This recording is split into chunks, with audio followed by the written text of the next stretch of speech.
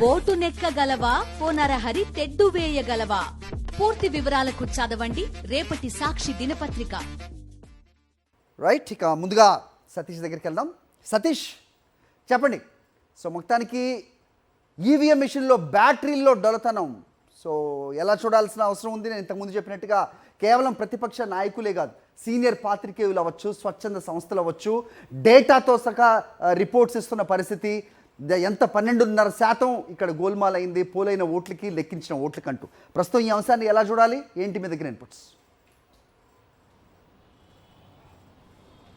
అరే, ఆంధ్రప్రదేశ్ రాష్ట్రంతో పాటు భారతదేశ వ్యాప్తంగా కూడా ఈవీఎంల ట్యాంపరింగ్ పైన చర్చ జరుగుతున్నటువంటి సందర్భంలో ఒక అనూహ్యమైనటువంటి పరిణామం, మరి ముఖ్యంగా ఈవీఎం బ్యాటరీల్లో గోల్మాల్ వ్యవహారం బట్టబయలైంది.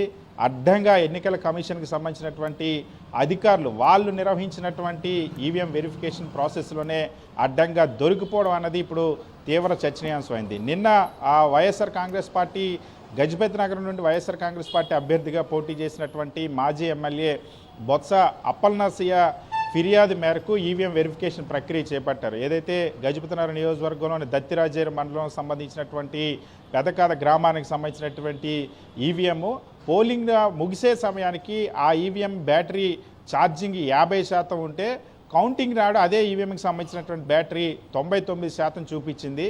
ఎక్కడైనా సరే వినియోగించిన కొలది లేదా రోజులు గడిచే కొలది బ్యాటరీ ఛార్జింగ్ తగ్గాలి, కానీ ఎలా పెరిగిందన్న ఒక అనుమానం వచ్చి దానిపైన వెరిఫికేషన్ చేయండి అని చెప్పి వైఎస్ఆర్ కాంగ్రెస్ పార్టీ మాజీ ఎమ్మెల్యే బొత్స అప్పలనరసయ్య ఫిర్యాదు చేశారు. డబ్బులు కట్టి ఫిర్యాదు చేశారు. ఆ ఫిర్యాదు మేరకు నిన్న వెరిఫికేషన్ ప్రక్రియను చేపట్టారు. ఈ వెరిఫికేషన్ ప్రక్రియలో అడుగడుగున అనుమానాలు వ్యక్తం అవ్వడమే కాకుండా అసలు విషయం నిన్న రాత్రి అర్ధరాత్రి బట్టబయలైంది. ఏదైతే ఈవీఎంకి సంబంధించినటువంటి బ్యాటరీలో 99% ఛార్జింగ్ చూపించారు. వాస్తవానికి పోలింగ్ జరిగిన 21 రోజులకి 50% నుండి 99% ఎలా పెరిగిందో అధికారులు సమాధానం చెప్పలేదు. పోలింగ్ జరిగిన తర్వాత ఈరోజు మళ్ళీ సుమారుగా 84 రోజుల తర్వాత కూడా 99% ఆ బ్యాటరీ చూపించినటువంటి పరిస్థితి. సో ఇది ఇప్పుడు బ్యాటరీలో ఛార్జింగ్ 99%. పోనీ అదే నిజమే అనుకుంటే నిన్న అధికారులు మాక్ పోలింగ్ నిర్వహించారు. అదే ఈవీఎం పైన వేరొక బ్యాటరీని ఏర్పాటు చేసి ఆ ఈవీఎంలో ఉన్నటువంటి డేటా మొత్తాన్ని కూడా తొలగించేసి నిన్న సుమారుగా 9 గంటల పాటు మాక్ పోలింగ్ నిర్వహించారు. ఈ మాక్ పోలింగ్లో సుమారు 9 గంటలు ఆ ఈవీఎంకి సంబంధించిన బ్యాటరీని వినియోగించినప్పుడు ఛార్జింగ్ 80%కి తగ్గింది. సో ఈవీఎంని వినియోగిస్తే బ్యాటరీ ఛార్జింగ్ అనేది ఖచ్చితంగా తగ్గుతుంది. కానీ ఈ పెదకాద ఈవీఎంకి సంబంధించినటువంటి బ్యాటరీ ఛార్జింగ్ 99%కి ఎలా పెరిగింది అన్నది అడ్డంగా దొరికిపోయారు. నిన్న అధికారులు నిర్వహించినటువంటి మాక్ పోలింగ్లోనే 20% తగ్గినప్పుడు అసలు ఆ ఒరిజినల్గా ఎన్నికలు జరిగినటువంటి ఆ ఈవీఎంలో ఏ విధంగా పెరిగింది అన్నదే ఇప్పుడు అనేక అనుమానాలకు తావిస్తుంది. వాస్తవానికి నిన్న ఆ ఈవీఎం ఆ మాక్ పోలింగ్కి సంబంధించి వెరిఫికేషన్ ప్రక్రియ ప్రారంభించడానికి అధికారులు నానా అవస్థలు పడినటువంటి పరిస్థితి.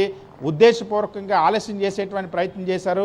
10:30 గంటలకు ప్రారంభం కావాల్సింది, తాళాలు పోయాయన్నారు. తర్వాత స్పేర్ కీస్ తీసుకొచ్చి 3 గంటల తర్వాత దాన్ని ఆ ప్రక్రియ చేపట్టారు. ఆ తర్వాత కూడా వైఎస్ఆర్ కాంగ్రెస్ పార్టీ ముందు ఆ బ్యాటరీని చూపించండి అని అంటే దానికి సమాధానం లేదు.